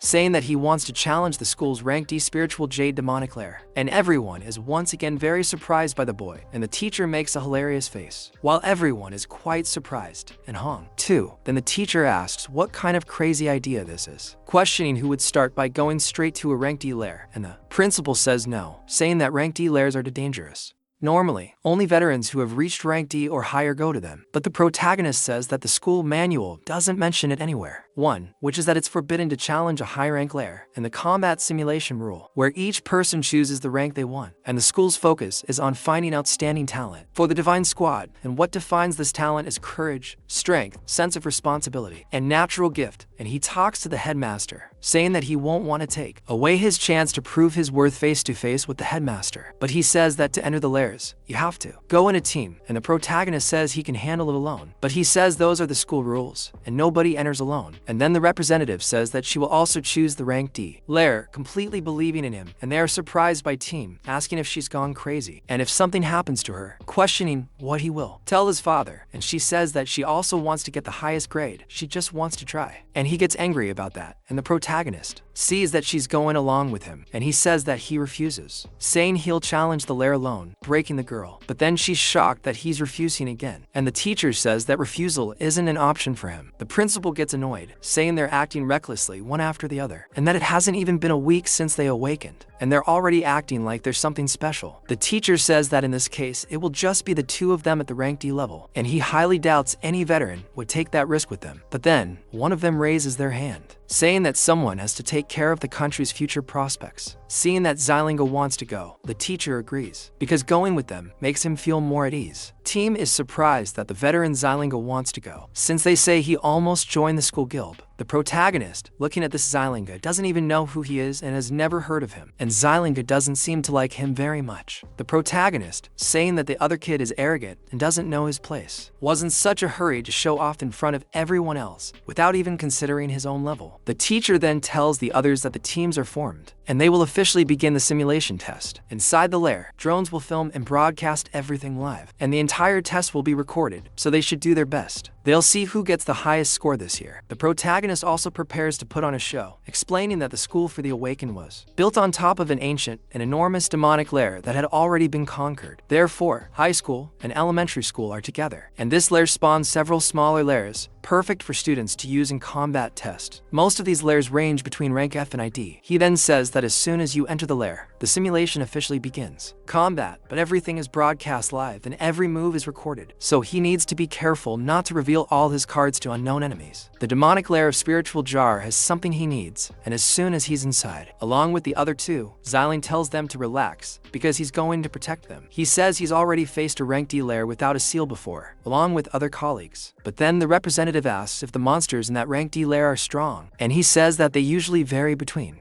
rank E5 and D5, that is, level 5 to 15. And the monsters empty. These strongest monsters in the school's lairs have been sealed, so it's very likely that a rank D monster will appear, much less on boys. But even so, he tells them not to underestimate the rank E monsters of higher levels, because they can have fast and strong attacks, depending on the situation, and in the end, they have just awakened, and compared to them, they are just newbies. He says he will try to find the low-level monsters so they can farm school credits, and she can rest assured because the veteran there is watching, and won't let a freshman like her get her. But then the protagonist is simply calm, walking away, and he is surprised, calling him back, saying that if he goes ahead like that, he might end up attracting the monsters. But the protagonist just says that he talks too much and tells him to just stay out of it, because he won't need to do anything. Then Zalim questions what it is and how it is, because he is already trembling in front of the kid. And the girl is also surprised, and then he's being recorded, and they say that the live broadcast of that year's combat simulation has begun in various different locations and in the school guild. Someone is watching, and a guy talks to his boss, saying that he should watch this live stream because it's quite fun, and that's the vice leader of the school guild. And he says that there's a freshman who chose an instance at rank D, and they seriously question, asking what the boy's class is. And he says that's where it gets interesting, because he's a green warrior, the most useless class of all. And they say that they want to see where so much confidence comes from. Meanwhile, the nerd is experiencing firsthand what it would be like to be a bard in the middle of a dungeon, where you need to fight, waving his flag, and inside that dungeon, he can only give his buffs, and the veteran looks at him with pity. And she says that he's a freezer, and he should stay back there, just providing support, and he doesn't need to be so tense, and the monsters are coming at him. And he asks how an F-rank dungeon can be so scary, and so, several monsters appear, several dungeons, and the others are having a lot of trouble, and Ron looks at his team, saying that if they can't do it, then he'll go alone, and he swears he'll still surpass Bahia, using fury to kill those things. And meanwhile, the protagonist is inside the sealed D-rank dungeon, killing everything at an absurd speed and with enormous ease, clearing the dungeon, the ground. Then the representative asks how he did that, and the protagonist looks at the rest of the monsters there, and says that the monsters there are sealed, so he can only use half his strength, and therefore, they aren't that difficult. But she says that even so, he faced a lot alone, saying that it seems she's still far from catching up with the boy, but he says she doesn't need to if she compares herself to others, telling her to focus on being herself. Then she asks if he has to act all stylish like that all the time, saying he'll do his best. And Zirling stands there, seething with hatred, saying that he just wanted to show off, and says that this is a rank D dungeon, so he shouldn't be so cocky, and it's better to take it easy, saying that his performance was great, but it's still his first time in a dungeon, and this one has 3 chambers, saying that it won't be so easy. As a veteran, he thinks he should give her some tips. However, the protagonist tells Shin, telling her to take care of the monsters that come from the right,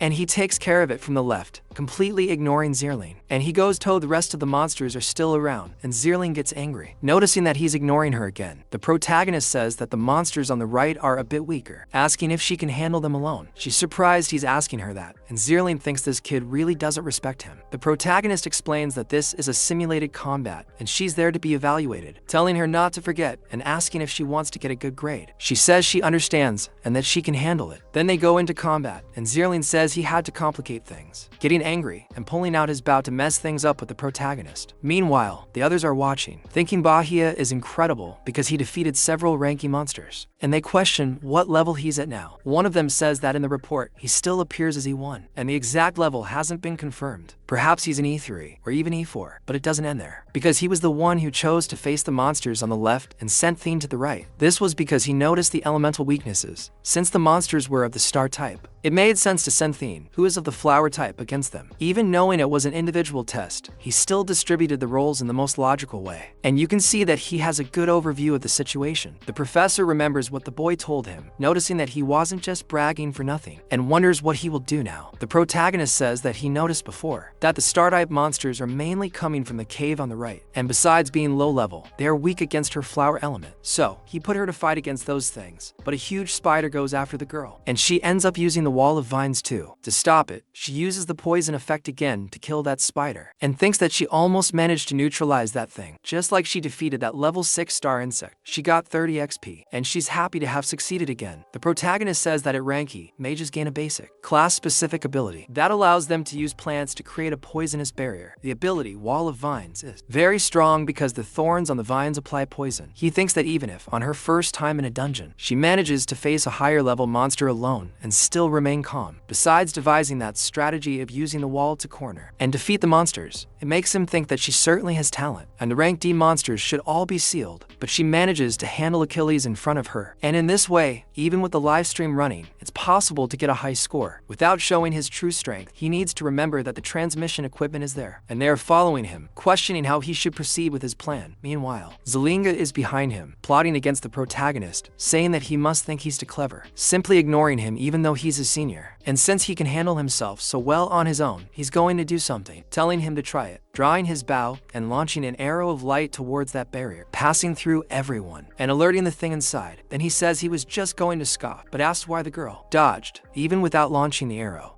The arrow hit her, passing right by her side, and from that cave where he shot the arrow, something comes out towards the two of them, and it turns out to be a two-tailed lion. A level 11 rank D monster heads towards the class representative, and the protagonist notes that a lion has appeared nearby. The girl tries to stop the creature with her vines, but fails and begins to get scared. The lion lunges at her, almost killing her, and she thinks they're in trouble. Xylene, the trash, seems to enjoy the situation, but the protagonist charges at the monster, using momentum to try and cut it. The monster manages to dodge, and the protagonist notes this as the monster tries to attack the girl again. However, the protagonist uses the phantom step technique to strike the monster before it can injure the representative, and the monster falls backward, one of its eyes injured by the protagonist's successful strike. The monster asks how the monster is so fast, and Xylene replies that he knows that dungeon like the back of his hand. Despite most of the rank monsters, D, being sealed, that two-headed lion ended up being left behind in that cave. So it keeps reappearing, and however proud they may be, they are still just newly awakened recruits, and it wants to see how they will deal with the real rank D monster, because to make matters worse, it was further strengthened by its ability, Arrow of Light, with an effect that reduces gravity by 10 times, and the damage and speed are significantly increased, and that became the fastest two-headed lion of all. So, with all those buffs, the protagonist begins to think that perhaps he will have to use all his strength on it, and he tells the girl to retreat because she can't handle that monster now. And the protagonist is frustrated because he really hesitated a moment ago, and the monster charges at him, while the girl uses Wall of Vine to help her. Then she uses another layer, a Wall of Vine with 3 in total, to hold that thing, and he's surprised that she's still helping him, and she asks if she can join him, promising that she won't get in the way, and even though she's rank D, she wants to fight by his side, and Xylinga is surprised by that girl. What a journey she's been on. She's crazy because the lion almost swallowed her in a goat just now, and the protagonist tells her that he thought she would freeze in fear, but she recovered very quickly, and the girl says of course, saying that she worked hard to get there, and she's not going to fall now, just now.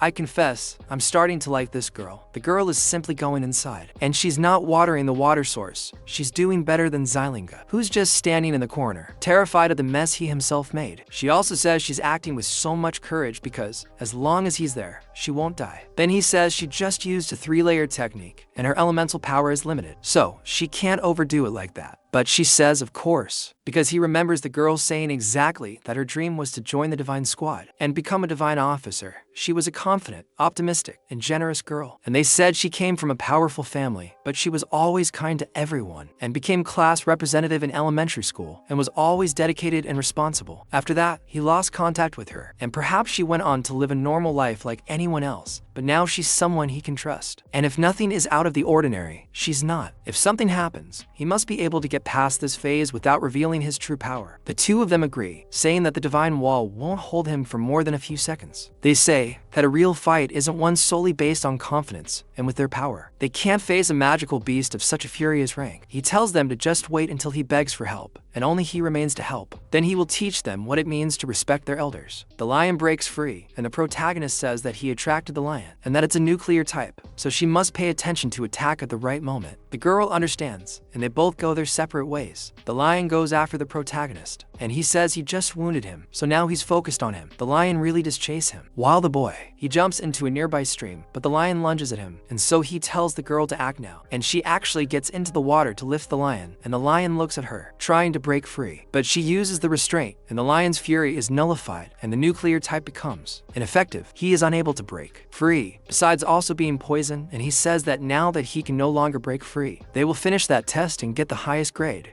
Xialing is startled, questioning how it is possible. It's impossible to build a wall of vines with a single layer to trap the lion, because even he couldn't subdue that beast so easily. And on top of that, he was the one who strengthened it. He's getting increasingly annoyed that the boy's plan is working. And looking from outside, along with the director, a teacher explains that a nuclear type lion, once attracted by water, cannot use its abilities. But underwater, flower type abilities become stronger. So, using the basics of elemental advantages and teamwork, they easily defeated a creature of a higher level than theirs. And then there's the protagonist reaction time and leadership, and those are excellent too. He thinks there's no doubt who's going to take first place in that combat test. So, they say that all that's left is the final blow, because now it's just a matter of getting the lion's loot. Then, they say that if the entire recording is sent for the guild's analysis, he could break the all-time high score record. But as the transmission cuts out, they question how that could happen. And it turns out that the drone that was there was shot down by Xialing. He says that, without recording, the protagonist can get the highest score. Meanwhile, the protagonist tells the representative that it was all thanks to her skill. She says it's nothing like that, as she was only following his orders. He says no, because it was because she trained her elemental resistance well and managed to use a single skill with so many variations to be able to restrain him, and she questions him about that. So, while they're talking, Xialing says that everything is alright since they've already defeated the boss. Therefore, they should save the praise for when they leave, and he says that's enough for him. And the protagonist then says that he knew very well what it meant to strengthen a rank D beast. For a student sitting in a demonic lair for the first time, asking if he didn't know. And he says that he already told her, saying that he was going to punch the girl and it was her fault for dodging. Then, the protagonist says that his aim is pretty bad and he doesn't like it at all. Bahi asks if this is the best he can do with Marcaro. Then, Xialing gets increasingly irritated,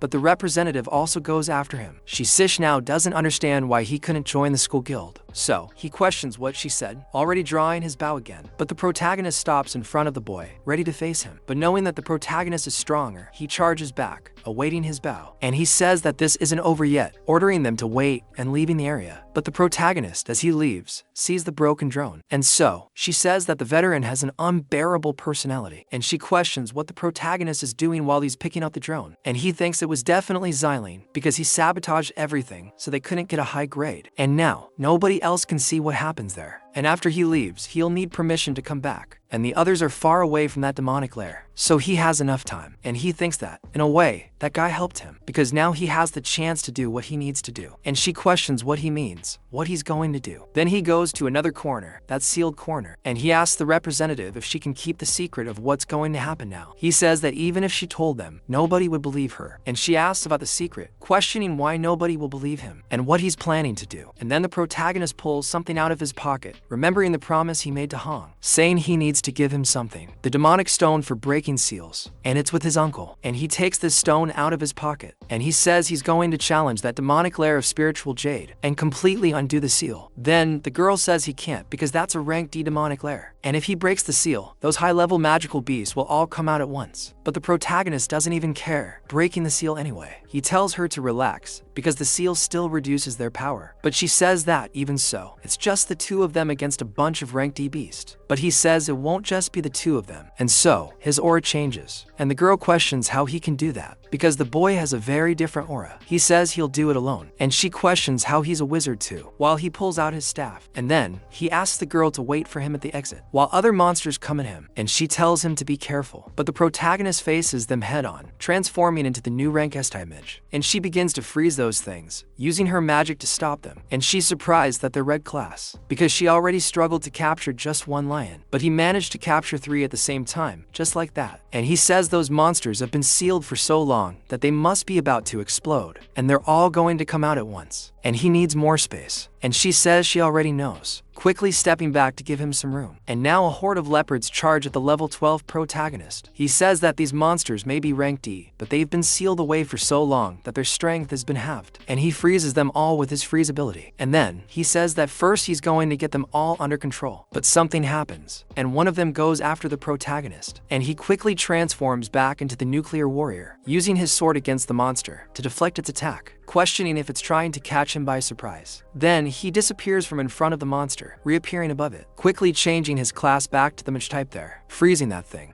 And the girl notices that he changes classes a size, as if it were nothing. And she thinks that now that she sees how he acts, she understands why he wanted to enter the elemental room so badly back then, because he was training elemental resistance. And the basis of the mage class is to release energy, like forces of nature, or to manipulate objects of the same element within a certain range. And she thought that the more money I had, the more often I could cast spells, the stronger she would be. But now she's seeing it getting crowded. She realizes that what matters most is control, because elemental power comes from nature, and it is raw and wild, difficult to tame. It's only by completely mastering one's own elemental power that one can create more varied movements. And he can use a basic ability in many different ways. And she becomes increasingly surprised by the protagonist. He's handling everything single-handedly, and she notices that he's already mastered it completely. And the truth is, he left them all in the dust a long time ago, and she even seems frustrated about it. But actually, she thinks it's impressive. So, now comes a hellish level 15, rank D fine. Coming out of that hole, he's the lord of the demonic lair, and the protagonist thinks that finally the boy is out. And he starts roaring in front of everyone, and he changes class again, transforming into the nuclear warrior. And he says that what he wants is to be with that thing. Then he goes straight for the monster's head, delivering a critical blow to a vital point. And he begins to tear the monster apart from one side to the other in a single swipe. And he thinks that after being sealed for so long, that level 15 mammoth is weaker than the level 10 monkey. And the monster turns to him, even though it's bleeding. And he tries to go after the boy. And once again he goes on the offensive, using his speed, and delivering several critical blows and vital points of that thing. And after so many hits, the mammoth falls to the ground, and he realizes it's time for him to finish off that monster. Using a world apart, the sanctuary, and his title is also activated, the title of 1 against 100, and he manages to hit them all in a single pass thanks to his skill, killing all those things, alone, and farming XP from all the monsters there, gaining 1000 XP from the infernal mammoth alone. And he also obtains 10 wild bones, worth 10,000 yuan each. And he also obtains a rare material, royal prey, an essential material for forging the burning flame of invincibility, the rank S nuclear warrior weapon. Then the protagonist's elements evolve beyond measure, at incredible speed, and he secures that prey, going to the item that was left there on the ground, and that is the king's answer stone, a pair of jade stones with a special function. And he says that he finally got what he wanted, and his nuclear warrior rises to rank D level 13, and the cloud type mage also rises to rank D level 11. The increased attributes also appear for him to see, and he notices that his mage class has also reached rank D, and that's absurd. And the 1 against 100 title continues to give him a lot of XP, and the girl, seeing all those monsters defeated by him alone, is surprised. And the protagonist speaks to Tim, asking if she remembers what he said, and she remembers very well what he had said. Outside, the teachers are going crazy, because if the seal had really been broken, then they're in trouble, saying that they've never seen an oscillation fit was so big before, and he warned that someone should be left on guard. and Xiling arrives there alone, and the teacher asks what he's doing out there, asking if he shouldn't be inside, protecting the students. And he says that it's impossible to think about that now, and he needs to get there quickly. But then Xiling questions whether the seal has really broken, with them leaving for there. Then he starts laughing, saying that karma came quickly for the boy this time, and the professor enters, talking to Bai and Tim. But upon arriving, he is surprised, and the protagonist questions what the professors are doing there. Then he asks if the seal broke. But looking there, the seal is completely intact, and he wonders if that machine made a mistake again. But at least they're okay. And that was on Friday, May 29th, shortly before school dismissal. Xiling goes to the guild's vice president. Then he speaks with the vice captain, saying that the material he delivered this time, that should be enough, because that last spot on the team would be his. But the vice captain apologizes to him. He says the captain has already chosen someone, and he questions who it would be. He says the captain stated that this position would be reserved for the most valuable person, asking if his historical talent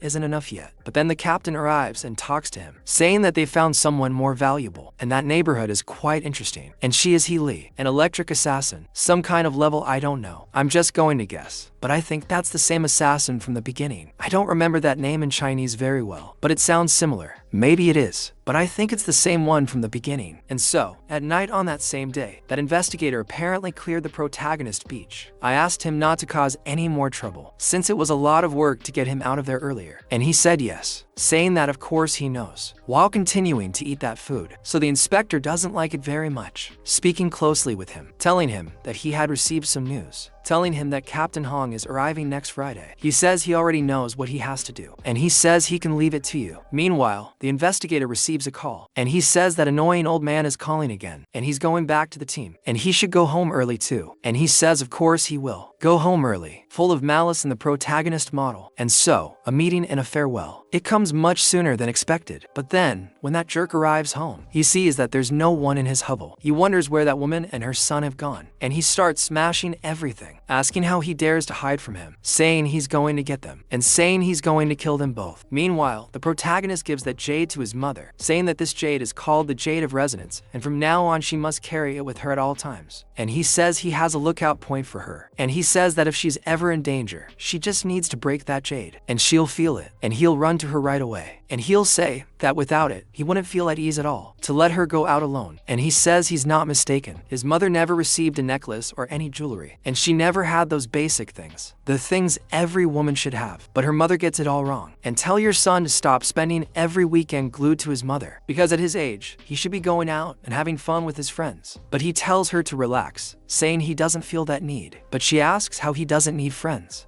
saying that he needs to have important people in his life, and he questions it a little, wondering if he'll ever meet someone like that. So it's already 8:58 a.m. in front of Rank D's wild demonic lair. He thinks that now that he's solved the jade issue, he can focus again. And this is another hidden lair he knows, and he only opens it at midnight and closes it at 1 in the morning. In other words, he doesn't have much time. He needs to focus on improving. And upon entering that place, he says that in his past life, he was already a high-level warrior, and he sees the cadaverous orchid inside, and also the blood-devouring flower. And he says that even so, he could only watch his companions die, unable to do anything. But then he thinks of his companions, killing those two things, obtaining petals of blood from it. But he wonders what good it is to have friends, for on the day when the gods decide to play, they're going to die anyway. So he needs to get stronger faster, stronger than anyone. And the monsters rush towards him, managing to grab the protagonist, biting him, and he manages to kill them, even though he's injured. And he's getting more and more savage, and he says he has to fight with everything he's got, because of the way he is now. He's still too weak. He can't kill that man, much less that genius who's already been born with a gold-type brand. And that's why he can't afford to take shortcuts. So he can't avoid any fight, heading back into that lair. Then once more, he activates a separate world, killing those things using the sanctuary, exploding all the damage he had done. And in that, he keeps advancing, healing herself along with her power. And she thinks to herself that there are only 20 minutes left before the gate to the demonic lair closes, and he needs to hurry to finish off the boss quickly. So on May 30th, at midnight of 39, he is standing in front of a gigantic monster, but he notices something. He realizes that something is teleporting, appearing right next to him, and that's the level 20 rank D boss, Yu Ming. And then the monster tries to attack attack the protagonist, but he manages to cut off the thing's arm with his dagger, and the monster looks at it and begins to heal itself in front of him. And the protagonist is surprised, because that thing has such an absurd regeneration ability, and that monster digs its arm into the ground and starts sprouting vines from it. And the protagonist, seeing this, is somewhat surprised, because those monsters from before have reappeared, and he says that even though he's defeated those demonic beasts before, they've risen again, and he thinks that a rank D boss shouldn't be able to revive like that. But then, the monster attacks him again, and the protagonist receives a huge blow, being pierced from one side to the other, through the middle of his back. And he's surprised that the monster didn't give him time to think. And he thinks it's impossible that there could be two bosses at the same time, because they managed to combine them, and one of them is completely green, and the other one is kind of pinkish. And seeing that, he gets more and more desperate, and on Saturday at midnight 59, eventually, the weather turns bad. It's almost 1 in the morning, and the entrance and exit to the demonic lair are closed. And so, on May 30th at 6 in the afternoon, the protagonist's mother is at home thinking that another day has passed, and he still hasn't shown up. She's already sent several messages, and he's not replying. His cell phone is out of service,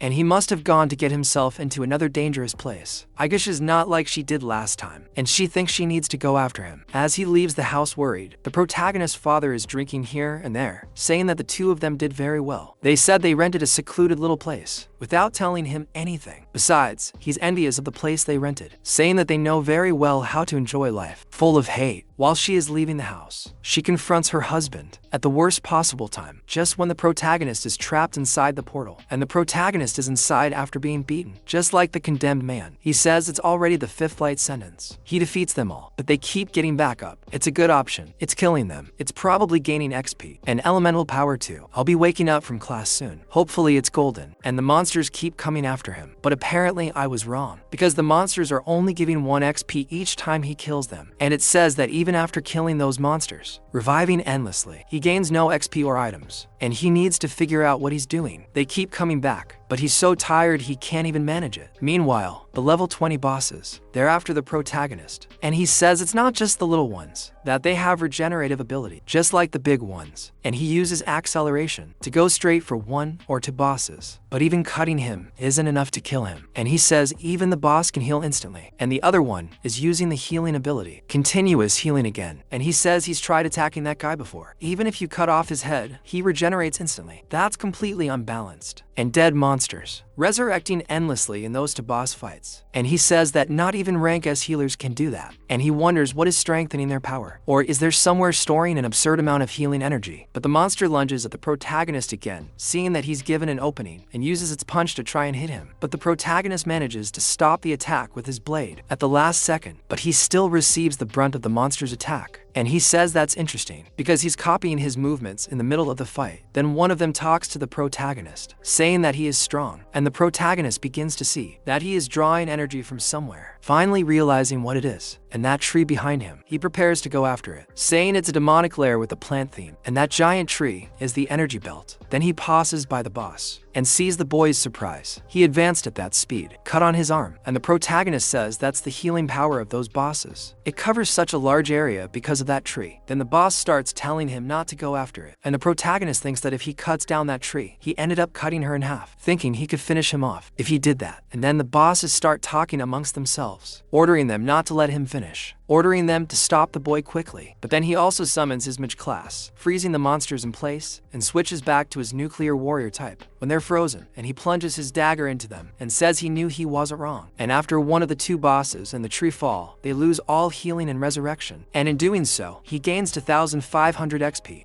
for killing the boss that heals. And he also gets the high-level item, Herba Baleen. It instantly restores 50% of energy, and it heals most physical wounds. And in doing so, it heals the monsters that were with him. They fall too, and the last one is left and gets scared. And the protagonist says that now he's the one who's going to be on the ballot. And then the monster speaks to the protagonist, asking only for him to kill it, opening its arms and awaiting death. And the protagonist says it's the first time he's seen a boss like that, asking if he's lost the will to live because his brother died. And he says he'll give you that piece, by killing him without further ado, and gaining over 2,500 XP, and also the high-level material, Poisonous Thorn, essential for forging the infinite poison spear, a weapon of the Fueler type, rank S. And thus he rises to level 15 of the Nuclear Warrior, and level 13 of the Cloud Mage, and gains the attribute bonus, clicking to see how much he earned, and to think that after the boss fell, the cave entrance opened again, and he manages to reach the maximum level of Fueler, and they say that the accumulation of the Fueler element is complete, and he will awaken a new class, and he's quite surprised by that. He's wondering what kind of class it will be. And I don't know, but I think he's going to be a Lancer, because he just picked up the thorn to make a spear, and he thinks that last time it was a red class, so this time it might be a good class. Because of it, you get the Summoner of the Fueler type, a blue class, and he's not that happy about it, but he still tries to convince himself, because the Summoner class doesn't require that many attributes. He just has no idea what the main skills are. He reads the Spirit Contract skill, because when defeating a Fueler type monster, he can make a contract with his soul, and use it as a servant, and he has to contract slots. And the passive ability is the Field of Flowers, which allows him to see the souls of flower monsters that have recently died, and that's very convenient, and he's going to start pulling the shadows. And he says what he means. Those two bosses he just defeated could be his servants, and they're right there waiting for the protagonist. And he watches those monsters approach them, and they stop so they can talk to the protagonist. And so he activates the spirit contract with those two. He tells them to go with him, and the two agree to become the protagonist's minions, accepting his rise up.